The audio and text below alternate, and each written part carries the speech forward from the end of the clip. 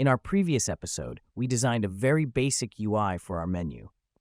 Today, we'll take it a step further by implementing the game state logic for our rollerball game. This is a crucial step, as it allows us to control how our game behaves during different phases, like when the player is navigating the menu, playing the game, or pausing it. What's the plan? We'll do this by creating a game state manager script.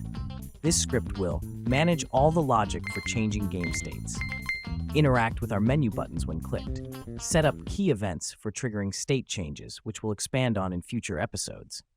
Let's get started. First, create a new script and name it Game State Manager. Attach it to a dedicated game object called Game State Manager in your scene.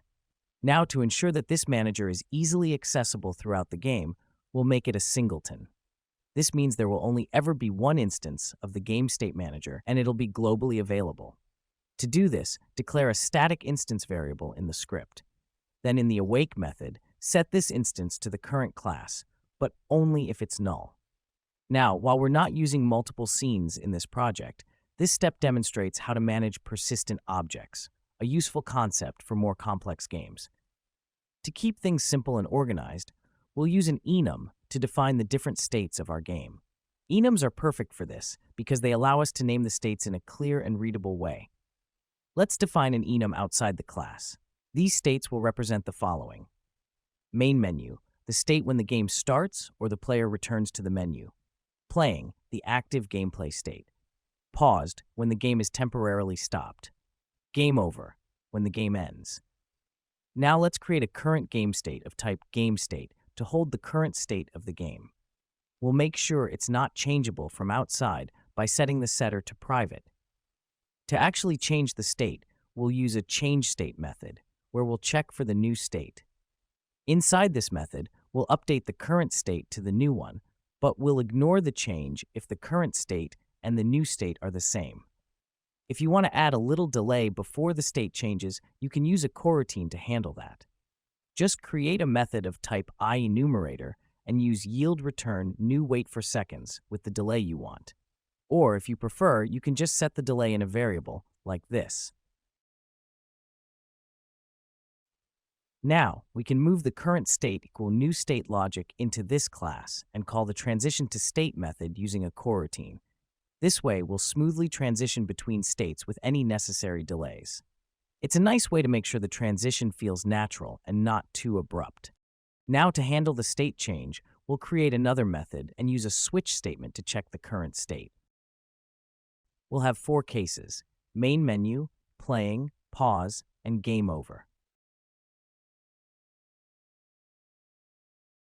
This method will run right after we update the current state. And of course, let's not forget about the audio. We've got 2 music tracks, one for when the game is playing and another for the menu. So, we'll switch the music based on the state. If you have unique tracks for each state, this is where you'd add them too. Alright, we've reached the main point: how to pause and play the game. To handle this, we'll use Unity's Time.timeScale. So what exactly is timescale? It's a property that controls how fast or slow time progresses in your game. When it's set to 1, everything runs at normal speed. Set it to 0, and the entire game comes to a halt, perfect for pausing. Now let's apply it. For every state in our game, we'll set timescale to 0, except when we're in the playing state. By doing this, we can freeze all in-game actions during states like pause, main menu, or game over, while still allowing menus and other UI elements to function smoothly. When we first launch the game, we want to start in the main menu state. To set this up, we'll initialize the state in the start method. Next, we have different menus in our canvas, and these should show or hide depending on the current state of the game. To handle this, we'll first declare references for each menu and quickly attach the respective game objects in the inspector.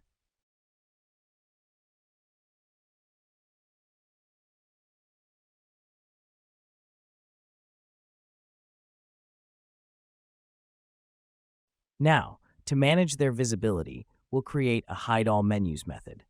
In this method, we'll set all the menu UI elements to inactive by using setActiveFalse. This ensures everything is hidden before activating any specific menu. Finally, within the handleStateChange method, we'll call hideAllMenus first, and then activate the UI elements that correspond to the current state of the game. This keeps everything clean and ensures the correct menu is displayed at the right time.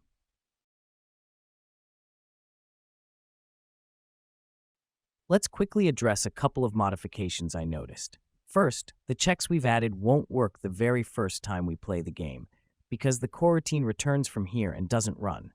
For now, let's comment that part out. We'll revisit this later. Additionally, we'll make sure the delay between state changes only applies if the new state is not main menu. This way, transitions remain smooth and logical. Now let's make our play button functional. In the inspector, under the onClick event, you'll see a section where we can add an event to trigger when the button is clicked. Here's what we'll do. First, assign the game object that contains the function we want to run when the button is clicked. In our case, this will be the gameStateManager.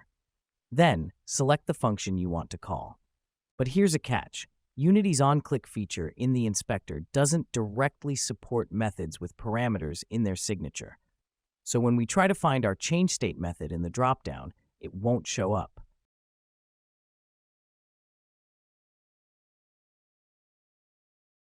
To solve this, we'll create separate functions for each button. Each function will handle a specific task, like this. This approach keeps everything clean and makes our buttons fully functional. Now, from the inspector, you can select the function you need for your button.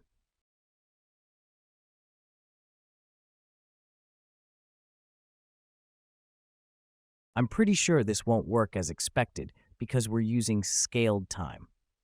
When using wait for seconds in a coroutine, it relies on time.timescale, so any changes to the timescale will affect the wait duration. Instead, we'll use wait for seconds real time, which isn't affected by time.timescale. This ensures the delay functions correctly, even when the game is paused or running at a different timescale. When we hit play, we start in the main menu, and with the play button, we can transition into the game. And guess what? It works perfectly.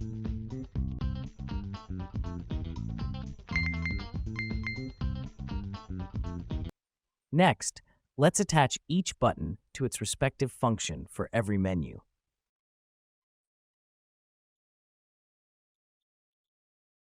For the Game Over menu, we'll only set up the Return to Home button for now. We'll complete the Restart button functionality in an upcoming video. Now everything is working as expected, but there's one thing left. We need to actually reach the Game Over menu. For that, we'll trigger the Game Over state when the player collides with an obstacle.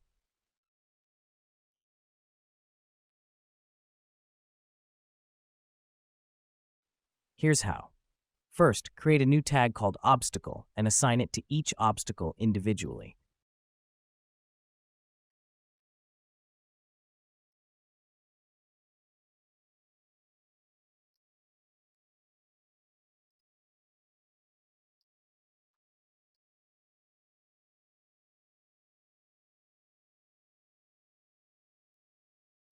Then, in our player movement script, we'll use the onCollisionEnter method to check if the player collides with an obstacle. If the collision occurs, we'll change the game state to Game Over and play the Destroy sound effect.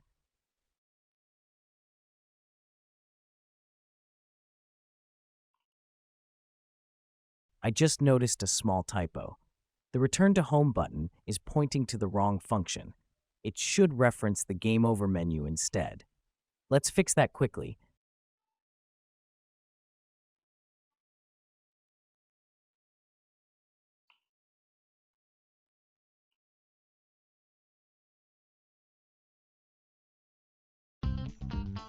And now everything works as expected. That said, there are still some weird behaviors after the game transitions to Game Over. Don't worry, we'll improve this in the next video to make everything run more smoothly. Before we wrap up, I want to apologize for the lag in this video. Unfortunately, my PSU blew up while rendering a Blender animation. I'm using an older PSU now, which doesn't have a cable to connect to my graphics card, so I'm running this without one. Anyway, how are you all doing so far? Are you excited for the next episode? You should feel proud of everything you've accomplished in this tutorial. If you encounter any issues or have questions, please leave a comment below. I'm here to help. And don't forget to like, share, and subscribe for more tutorials. Your support truly means the world to me. Thank you for watching, and I'll see you in the next video. Happy coding!